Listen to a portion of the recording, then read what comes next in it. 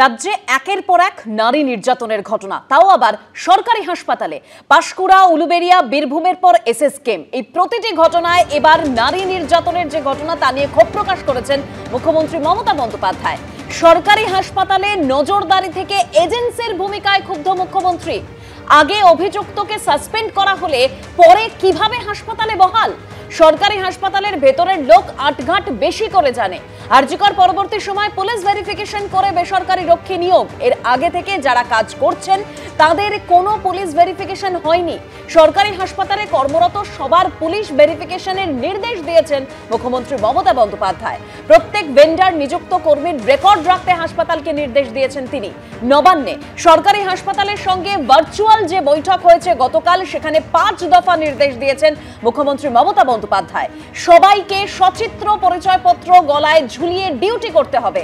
হাসপাতালে বহিরাগত প্রবেশে কড়াকড়ি নির্দেশ দিয়েছেন মুখ্যমন্ত্রী।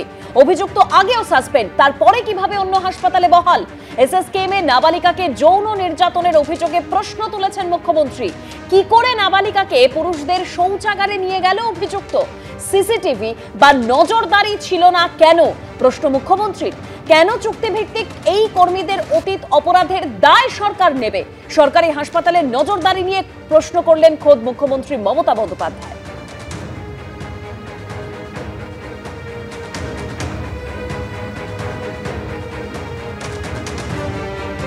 কিছুদিন আগে সরকার তো বেসরকারি যারা সিকিউরিটি আমরা নতুন করে দিয়েছেন, পুলিশ ভেরিফিকেশন করেই তাদের নেওয়া হয়েছে।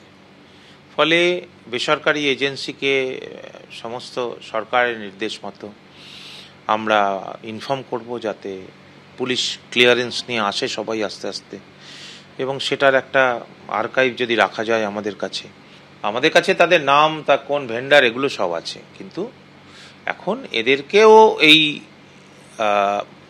ভাবে আনা যায় কি না একটা সিস্টেমের মধ্যে, সরকারি নিয়ম মোতাবেক এবং সরকারি গাইডলাইন মেনে, সেটাই চেষ্টা হবে যাতে এন্ডোর্স করা যায় বা আইডেন্টিফাই করা যায়, এবং যাতে একটা প্রিভেন্টিভ মেজার নেওয়া, যে খারাপ লোক আমরা নেব না, এবং আই কার্ড না থাকলে তাকে কনসার্ন ডিপার্টমেন্টে ঢুকতে দেওয়া যাবে না। আর এই সংক্রান্ত লিটিগেশন হলে আমার ফাঁড়ি এবং আমার security officer will take care necessary action. প্রয়োজন হচ্ছে কলেজ অটোনমিকে প্রতিষ্ঠা করা এবং সুশাসন। আমরা যদি মনে করি যে আমরা চাই যে থ্রেড কালচারকে নির্মূল করব, তাহলে সত্যিকারের সেই গ্রাউন্ডে যারা কাজ করেন তাদের হাতে ক্ষমতা দেওয়া, এবং যে কথাটা বারবার বলতে চাইছি যে আইনের শাসনটাকে বাস্তবের মাটিতে পরিলক্ষিত বা প্রতিফলিত হতে দিতে হবে। একটা উল্লেখযোগ্য দৃষ্টি স্থাপন করতে হবে, যে এক্সাম্পল সৃষ্টি করতে পারতে হবে।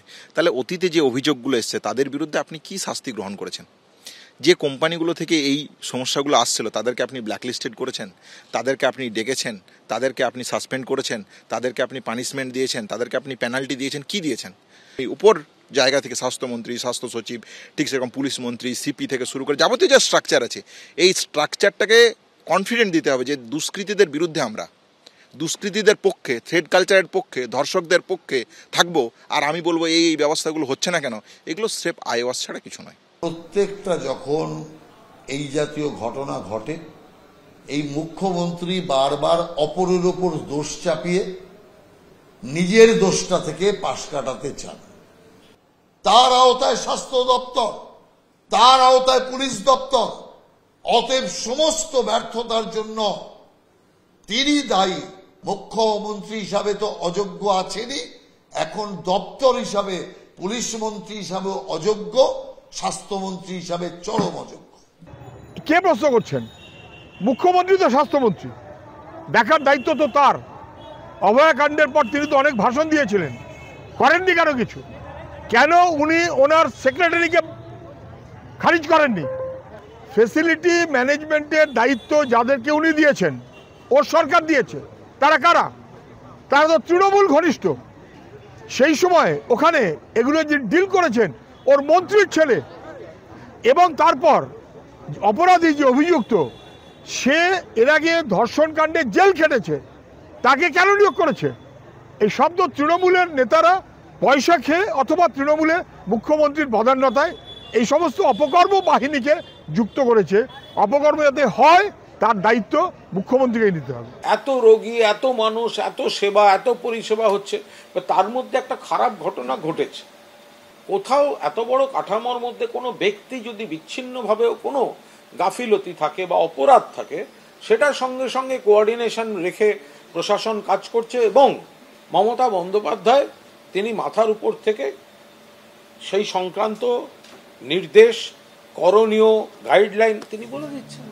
শুধু সিসিটিভি দিয়ে কিন্তু এই সমস্যার সমাধান, অর্থাৎ মেয়েদের উপর যে নির্যাতন চলছে মেডিকেল কলেজগুলো, হাসপাতালগুলোতে, তা দূর করা যাবে না। কারণ হচ্ছে সর্ষের মধ্যেই ভূত। যে কর্মীরা বেসরকারি বিভিন্ন টিকা সংস্থার কর্মীদেরকে নিয়োগ করা হচ্ছে, তাদের ক্রেডিবিলিটি কোথায়? এবং তারা প্রত্যেকে দেখা যাবে শাসক দলের কোনো না কোনো ছত্রছায়ার মধ্যে রয়েছেন এবং এরা বিভিন্ন সময়ে থ্রেট কালচারের সঙ্গে যুক্ত, দালালির সঙ্গে যুক্ত, এবং এদেরকে কোনো কিছু বলবার সাহস কেউ রাখে না, এমনকি হসপিটালের সুপার প্রিন্সিপালও রাখেন না। তাহলে কেন? এই জায়গাটাকে যদি মুখ্যমন্ত্রী অ্যাড্রেস না করেন, শুধু সিসিটিভির দোহাই দিয়ে কিন্তু সমস্যার সমাধান হবে না। ফলে আমরা মনে করি হাসপাতালের মধ্যে বেসরকারি সংস্থার ঠিকাকর্মী দিয়ে চালানো যাবে না এবং কেউ যদি এই ধরনের অপরাধ করে তাকে দৃষ্টান্তমূলক শাস্তি দিতে হবে। যার দিকে আজকে টার্গেট করা হচ্ছে, শুধু যে তার দিকেই দায় ঠেলে দেওয়া সেটা তো হতে পারে না। তার কারণ অবশ্যই বেসরকারি সংস্থা, তাদের দেখা উচিত, কিন্তু যখন কোনো ভালো যখন কাজ হয় সরকার যেমন সেই দায়ভারটা নেয়, ঠিক একইভাবে যখন এই রাজ্যে কোনো কিছু খারাপ হয় সেই সময় কেন তার দায়ভারটা নেওয়া হবে না? মনে হলো যে স্বাস্থ্য দফতর কোনোভাবে বা কোনো অ্যাঙ্গেলে একটা দায়টা যেন ঠেলে দিচ্ছে সেই বেসরকারি সংস্থার দিকে, যেটা একান্ত কাম্য নয় কোনো মতে। ব্যাপারটা অনেকটা এরকম দাঁড়ালো যে আমার কাঁধে একটা পোকা পড়লো এবং আমি সেটাকে এরকম দূর চাই বা এমনি হাত দিয়ে সরিয়ে দেওয়া হলো। সেরমভাবে দায়ভারটা কোনোভাবেই সরানো সম্ভব। এ আরজি করের ঘটনা ওরা যেভাবে ডিল করলেন, তাতে কোথাও আস্থা করার মতো কিছু তৈরি হলো না। তার যে প্রশাসনিক যা দায়িত্ব আছে সেই দায়িত্ব পালনের ক্ষেত্রে পুলিশের ভূমিকা অত্যন্ত দুঃখজনক এবং তার থেকেও মারাত্মক।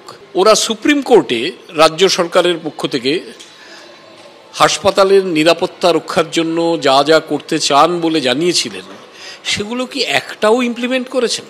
সুপ্রিম কোর্টে কাগজ জমা দেওয়াটাই সার।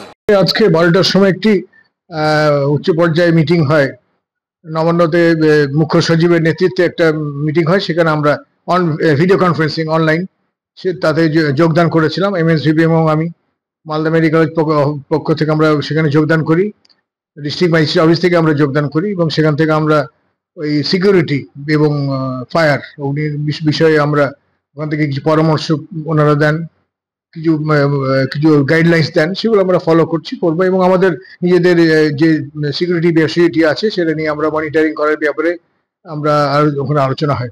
সিকিউরিটি স্টাফ আছেন, তাদের আইডেন্টি কার্ড তারা থাকবে, তাদের প্রপার ড্রেস কোড থাকবে এবং তারা সঠিক সময়ে কাজ করে এবং এই রোল কলের মাধ্যমে তাদের উপস্থিতি, এই নানান অ্যাডমিনিস্ট্রেটিভ বিষয়গুলো আমরা আজকে ওখান থেকে উপদেশ পেয়েছি, সে মতো আমরা করবো।